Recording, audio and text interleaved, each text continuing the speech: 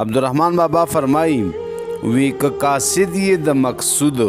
آواره کړه زیان او سود او هر چی درشي ستا په مخ کې واړه وګڼه بهبود هر چی دی سوا له خدایا واړه وګڼه نابود رضا وسپاره قضا ته مدام خوښ وسه خوشنود عبدالرحمن بابا وایي که چېرې ستا په زړه کې دا مقصد وي چې زه الله تعالی حاصل کړم نو ته د دنیا ګټه تاوان پرېږده د دنیا کارونه پرېږده او د الله تعالی حاصلولو دپاره خپل کوششونه شروع کا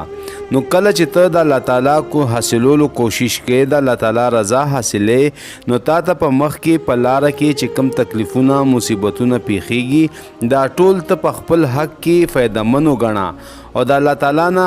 علاوه چې هر څه دي د دنیا د کائناتو دا هر څه ختمېدو واله دي کله چې ته الله تعالی حاصلول غواړې د الله تعالی رضا حاصلول غواړې نو ته خپل رضا الله تعالی باندې وسپاره او الله تعالی چې ستا په حق کې څه هم کوي ته په هغې باندې خوشحاله او مطمئن اوسه وایي ته وځان ورته نظر کړه چې قبول یې که مردود نندارچی د خپل صورت شه چې مسلم یې که جهود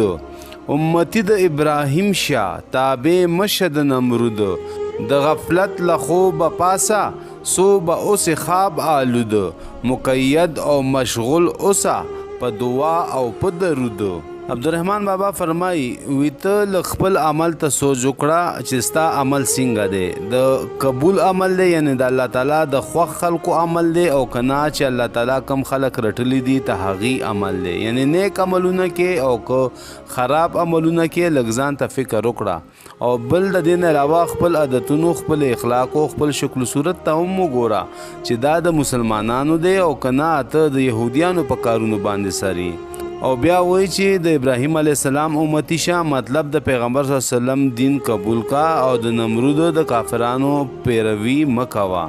تر څو به دنیا کې په غفلت باندې ژوند تیرې پاسه او خپل ځان په عبادت په دعا او په درود باندې د خلکو په خدمت باندې شروع کا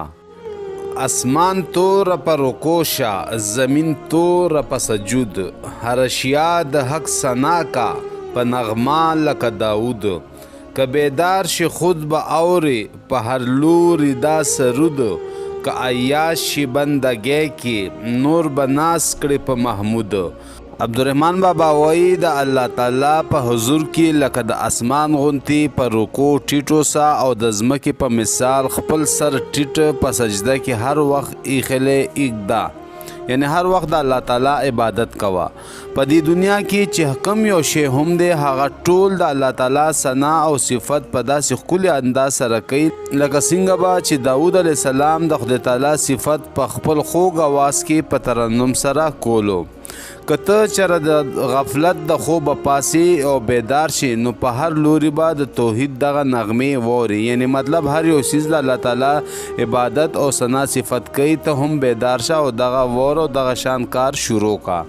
که ته چېرې په مینه کې د ایاز غوندې تابعدار بنده جوړېدل غواړې نو نور به هر څه پرېږدي او د محمود په هره خبره به ناز او ویاړ کوي هر اسباب د خو د بدو مهیا دی هم موجود که دانای وبله بیل کړه فرموده او نافرموده سو سپن نشي په هور کې نوي خوند بوی د اود ځان له خوب صفا کی زکړه لکه بحر نامحدود هلاک ځکه شه رحمانه چې پاک نشه دا وجود رحمان بی د یار له ذکره نز د بل گفت شنود عبدالرحمن بابا وایي هر انسان ته الله تعالی د ښه او د بدو سامان ورکړی دی په دنیا کې موجود دی او ورسره یې دا واک هم ورکړی دی که دی ښه شیزونه اختیاروي او که بد شیزونه مطلب د نیک او د بدۍ دواړو اختیار الله تعالی انسان له ورکړی دی نو چې کوم انسان دانا وي هوښیار وي هغه د فرموده او نافرمود فرموده مطلب چې کوم کارونو حکم الله تعالی کړی دی هغه پیژني او چې کومونه یې منې کړي یو نو هغه هم پیژني نو هوښیار سړی به د هغه کارونو کولو کوشش کوي د کومو چې الله تعالی حکم ورکړی دی چې وی کوي او د کومو نه چې منې کړي نو هغه به نه کوي سپند وی سپیلنو ته او اود هم یو خوشبودار بوټی دی وی تر څو چې خپل ځان لکه د سپیلنو غوندې په هور کې لمبه نه کړي نو تر هغې پورې د چا نظر نشي ماتولی. دغه رنګ اود هم چې تر څو ځان په هور کې نه وي سوځولی نو تر هغې نه خوشبو نوځي. مطلب چې تر څو د ځان کړولی نه وي محنت نه کړې نو تر هغې پورې تا ته کامیابي نشي میلاویدی. عبدالرحمن بابا وایي چې لکه د سمندر غوندې ځان صفا ساته، د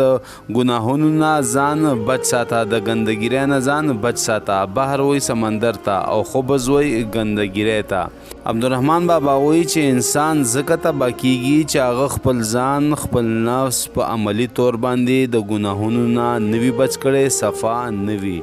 عبدالرحمن بابا په آخره کې وایي چې زما بغیر د الله تعالی د عبادت او د ذکر نه بغیر نور څه نه دي زده کړي. زه همیشه هم په دغه کې مشغول یم او تر دې نه بغیر نه څه خبرې کوم او نه څه خبرې اورېدل غواړم. زه صرف الله تعالی سره مینه کوم او هر وخت په دې کې مشغول یم. ملګرو دا د عبدالرحمن بابا کلام او وضاحت تاسو سره مې شیر کو. اجازت غواړم د الله په امان.